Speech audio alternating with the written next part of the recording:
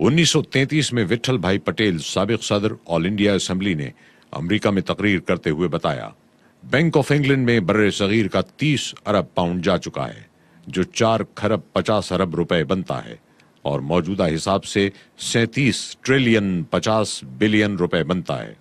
इन तरीकों के अलावा एक और अजीब व गरीब तरीका लूट का मुलाहिजा कीजिए।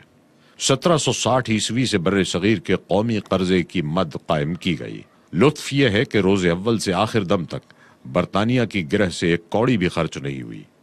हिंदुस्तान ही के माल से और उन्हीं के खून से मुल्क पर कब्जा किया गया। इसी पर बस नहीं किया गया, बल्कि मुल्क गिरी, तिजारत की तौसी, इल्मी तहकीकात, गरज हर किस्म के मसारिफ जो अंग्रेजों को एशिया भर में कहीं उठाना पड़े, वो हिंदुस्तान के खजाने से पूरे किए गए। मुनाफा हमेशा अंग्रेजों की जेब में जाता रहा और खर्चा या खसारा होता तो हिंदुस्तान के सर मढ़ा जाता। Mister RC. दत्त कहते हैं, बर्रे सगीर का सारा कौमी कर्जा जो कंपनी के 7 साला अहद में बढ़ा, वो सिर्फ इस वजह से कि जो मसारिफ इंग्लिस्तान में होते थे उनका बार बर्रे सगीर पर डाला जाता था। कौमी कर्जे में साल बसाल इजाफे की तफसील मुलाहिजा फरमाइए। 1792 ईस्वी में 70 लाख पाउंड, 1805 में 2 करोड़ 10 लाख पाउंड, 1857 में 6 करोड़ 95 लाख पाउंड, 1860 ईस्वी में 10 करोड़ पाउंड, 1913 ईस्वी में 30 करोड़ 70 लाख पाउंड, 1924 में 48 करोड़ 58 लाख 40 हजार पाउंड, 1925 में 51 करोड़ 17 लाख 80 हजार पाउंड, 1928 में 1 अरब पाउंड। इस कर्जे पर हिंदुस्तान को हर साल 80 करोड़ रुपए सूद अदा करना पड़ा। इसके अलावा 40 करोड़ रुपए वजारत हिंद को अलग देना पड़ते थे। कौमी कर्जे की एक और निहायत दिलचस्प और पुरलुत्फ अजीब नौयत यह है कि अंग्रेज जो भी जंग एशिया या अफ्रीका में लड़ते या बर्रे सगीर के इलाकों पर कब्जे के लिए जो जंगें लड़ते, उनमें मकामी सिपाही, रसद और असलहा इस्तेमाल होता। जाने मकामी लोगों की और गनीमत का माल अंग्रेज की जेब में और मसारिफ कौमी कर्जे यानी इंडियन नेशनल डेट के सर।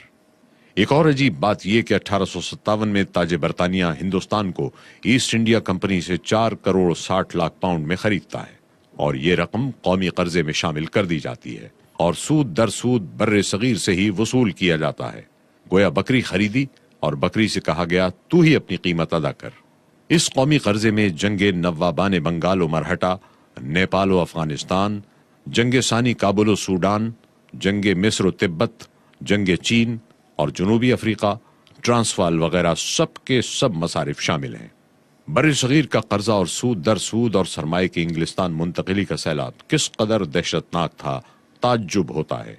हिंदुस्तान के लोग जिंदा क्यों कर थे? Sir Charles Elliot, chief commissioner Assam, 1888 में लिखता है, मैं बिला तामुल कह सकता हूं कि काश्तकारों की निस्फ तादाद ऐसी है जो साल भर तक नहीं जानती कि एक वक्त पेट भर कर खाना किसे कहते हैं। मिस्टर ए ब्रसल, मेंबर बरतानवी पार्लियामेंट, कहता है, ये लोग मक्खियों की तरह मर रहे हैं। आबादियों का बहुत बड़ा हिस्सा ऐसा है जिसे अपनी पैदाइश से लेकर वफात तक कभी पेट भर कर खाने को नहीं मिला। 25 करोड़ से ज्यादा तादाद इस आबादी की ऐसी है जिसे सारी उम्र पेट भर कर चावल भी नसीब नहीं हुए। डॉक्टर रदरफोर्ड 1927 में कहता है, मेरे गमो अफसोस का सबसे बड़ा सबब यह है कि मैं बरतानवी बाशिंदा होने की हैसियत में इनकी जिस्मानी हालत का जिम्मेदार हूं, जिसने इनको धीमे मगर तकलीफ देह तरीके पर मौत के घाट उतार दिया है। हम बरतानवी बाशिंदे इनकी हालत के जिम्मेदार हैं।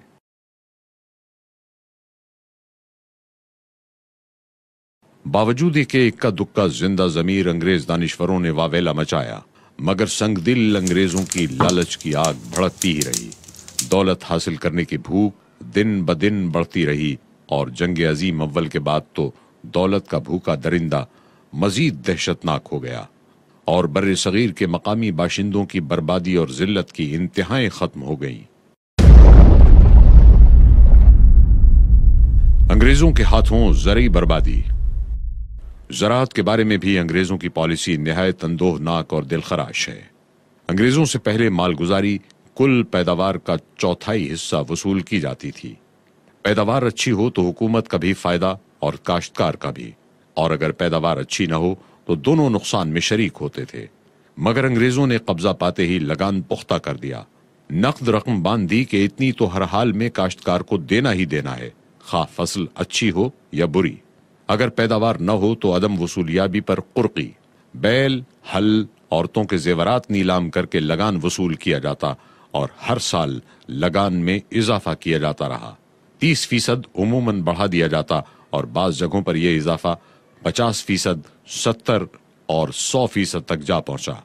लेबर पार्टी के बानी जे केर हार्डी का बयान, हिंदुस्तान में टैक्सों का 80% जमीनों के लगान से वसूल किया जाता था।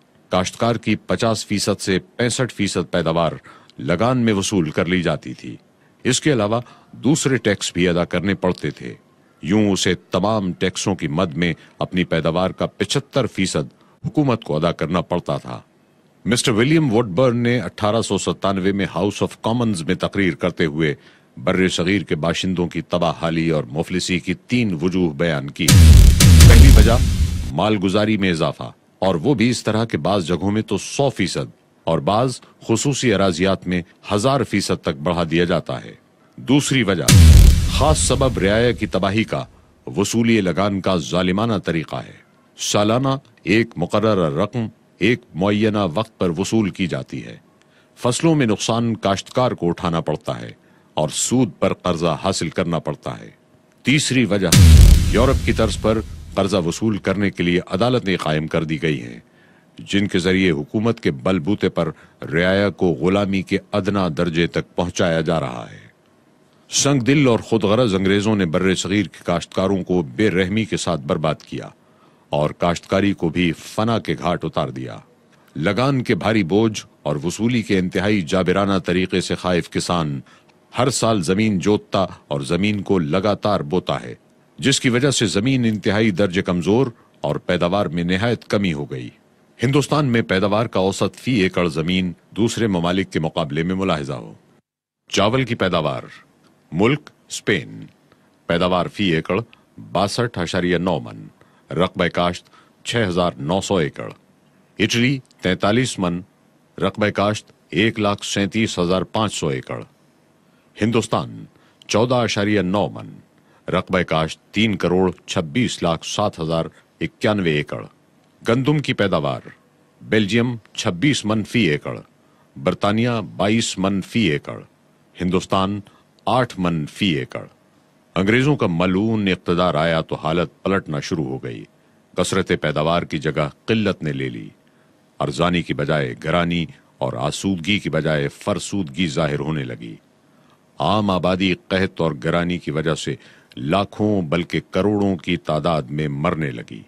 खास कलकत्ता जो अंग्रेजी इक़्तिदार का गढ़ था, उसमें महंगाई का अंदाजा लगाइए कि 1738 ईस्वी में 1 रुपए में 2 मन 30 सेर गंदुम या चावल मिलता था और सरसों का तेल 12 सेर मिलता था, और 1880 ईस्वी में 1 रुपए में चावल 12 सेर और गंदुम 11 सेर मिलती थी, जबकि सरसों का तेल सिर्फ 4.5 सेर। महंगाई के कई असबाब में एक सबब यह भी था कि बर्रे सगीर से गल्ला निहायत फरावानी और कसरत के साथ जहाजों में भर भर कर इंग्लिस्तान और दीगर ममालिक भेजा गया। रॉयल एग्रीकल्चर सोसाइटी की रिपोर्ट में दर्ज है कि 1883 में 11,86,83,710 मन गंदुम हिंदुस्तान से बाहर भेजी गई। यानी 1883 में हर गुजरने वाले मिनट में 229 मन गंदुम बर्रे सगीर से निकाली गई।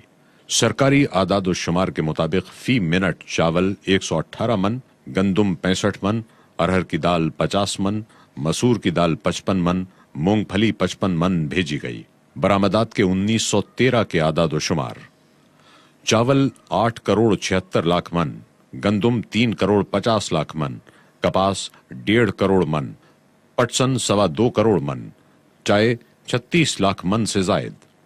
पंडित दयाशंकर दोबे के मुताबिक 1918-19 में चावल की बरामद 56 करोड़ 50 लाख मन बनती है। ये सारे आदाद शुमार सरकारी हैं और जाहिर है कि ये ज्यादा तो हो नहीं सकते। हाँ, कम होने के कवी इम्कानात मौजूद हैं। बहरहाल ये आदाद शुमार भी कुछ कम नहीं। इस कदर अनाज निकल जाने से जो तबाही, फाका और गरानी बर्रे सगीर में आ सकती थी, वो मोहताज बयान नहीं। चुनाचे हिंदुस्तान दुनिया भर के मुल्कों में सबसे ज्यादा मुफलिस हो गया। आमदन का तनासुब भी सबसे कम हो गया اور ان کی زندگی دنیا بھر کے فاقہ مستوں کے مقابلے میں سب سے زیادہ اجیرن بن گئی۔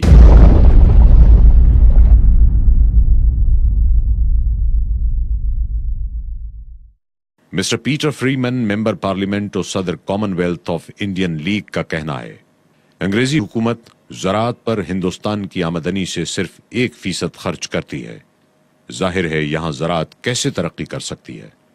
وہ انگلستان جہاں ہندوستان پر قبضے سے پہلے بہت زیادہ قحط پڑتا تھا، قحط سے تقریباً محفوظ ہو گیا، کیونکہ اس میں بے شمار دولت اور اناج کھچ کھچ کر پہنچنے لگا، اور وہ ہندوستان جس میں ہمیشہ غلے کی فراوانی، افراط اور ارزانی تھی، قحط اور کال کا گھر بن گیا۔ 11ویں صدی عیسوی یعنی 1100 عیسوی سے لے کر 17ویں صدی عیسوی یعنی 1700 تک کے 700 برسوں میں قحط کے دونوں ممالک کے اعداد و شمار ملاحظہ ہوں جو سر ولیم ڈگبی نے بیان کیے ہیں۔ 17ویں صدی تک انگلستان میں کل 100 قحط اور ہندوستان میں صرف 17، جبکہ انگریزوں کے بر صغیر پر قبضے کے بعد 1700 عیسوی سے 1800 عیسوی تک انگلستان میں 7 قحط جبکہ ہندوستان میں 11 قحط پڑے۔ 1801 عیسوی سے 1900 تک انگلستان میں صرف 1 قحط اور ہندوستان میں 31 قحط، جن کی وسعت تمام بر صغیر پر حاوی تھی۔ مسٹر جے کیئر ہارڈی، بانی لیبر پارٹی برطانیہ نے لکھا، 1860 سے 1910 تک صرف 50 برس کے عرصے میں ہندوستان میں بھوک اور فاقے سے مرنے والوں کی تعداد 3 کروڑ نفوس پر مشتمل تھی۔ سر ولیم ڈگبی پراسپیرس برٹش انڈیا میں لکھتا ہے، ساری دنیا میں جنگوں کی وجہ سے 107 برسوں میں یعنی 1793 عیسوی سے 1900 تک 50 لاکھ کے قریب جانی نقصان ہوا، لیکن ہندوستان میں قحطوں سے صرف 1791 سے 1900 تک 1 کروڑ 90 لاکھ سے زیادہ جانیں ضائع ہوئیں۔ ان قحطوں میں اموات کا سبب انگریز مورخ آسمانی اسباب یعنی بارش نہ ہونا قرار دیتے ہیں۔ یہ عذر لنگ ہے۔ 1800 عیسوی سے 1900 تک بارش کی قلت کبھی نہیں ہوئی۔ سر ولیم ڈگبی نے قحط کے اعداد و شمار اور انگریز ماہرین کی شہادتیں پیش کرتے ہوئے لکھا ہے کہ ان ایام میں بارش کی کبھی بھی ایسی کمی نہیں ہوئی جس سے قحط پڑتا اور ایسی ہولناک بربادیاں ہوتی۔ بعض انگریز مورخین نے آبادی کی زیادتی کو قحط کا سبب بتانے کی ناکام کوشش کی ہے، اس لیے کہ ہندوستان کی آبادی فی مربع میل یورپ کے بہت سے ممالک سے زیادہ نہ تھی۔ مثلا 1921 میں انگلستان ویلز کی آبادی فی مربع میل 405، ہالینڈ کی 454 اور بیلجیم کی 589، جبکہ ہندوستان کی آبادی 211 نفوس فی مربع میل تھی۔ ہندوستان کی آبادی میں اضافہ 7% تھا، مگر اضافہ کاشت بھی 8% سے زائد تھا۔ الغرض ان قحطوں کی وجہ سے جس قدر جانی نقصان ہندوستان کو صرف 1.5 صدی میں برداشت کرنا پڑا، تمام دنیا کو 1000 برس کی جنگوں میں برداشت نہیں کرنا پڑا۔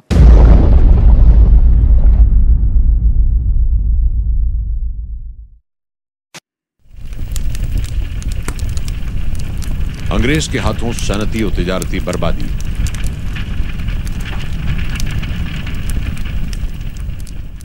انگریز نے جب دیکھا کہ ہندوستانی مصنوعات ان کے ملک پر چھانے لگی ہیں تو فوراً چونک اٹھا اور ہر قسم کی پیش بندی شروع کر دی۔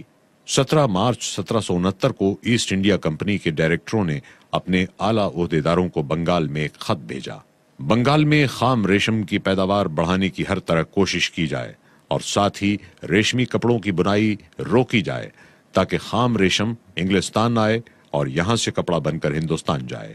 مقامی کپڑا بننے والوں کو کمپنی کے کارخانوں میں کام کرنے پر مجبور کیا جائے، انہیں اپنے طور پر کام کرنے سے روکا جائے۔ اس خط کی تعریف کرتے ہوئے دارالعوام کی ایک منتخب کمیٹی کی رپورٹ جو 1783 میں شائع ہوئی ملاحظہ کیجیے۔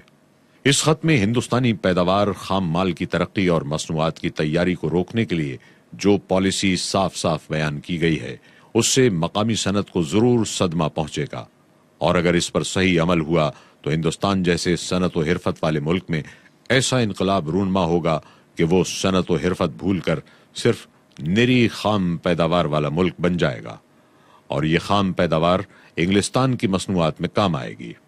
عمدہ اثر تو ظاہر ہو چکا ہے، ریشم بننے والے آپ کی کمپنی کے کارخانوں میں کام کرنے لگے ہیں، اور اگر وہ لوگ اپنے طور پر خود